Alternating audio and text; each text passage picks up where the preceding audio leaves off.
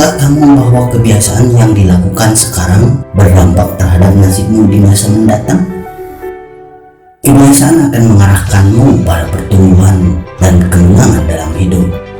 Kebiasaan yang tidak baik hanya akan mengarahkanmu menuju kerusakan dan keruntuhan.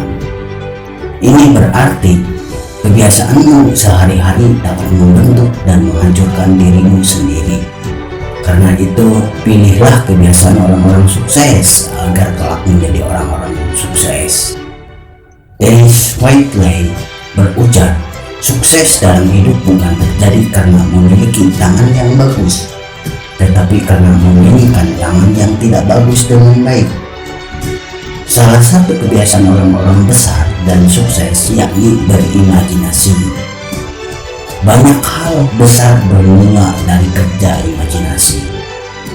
Imajinasi telah mengubah dunia secara fantastis dengan berbagai karya, semisal pesawat, radio, telepon listrik, dan internet, atau karya-karya luar biasa lainnya. Allah berfirman dan menantang manusia untuk berpikir imajinatif dan kreatif. Jika kamu mampu menembus langit, menjelajahi bumi, jelajahilah, dan kamu tidak akan mampu kecuali dengan kekuatan.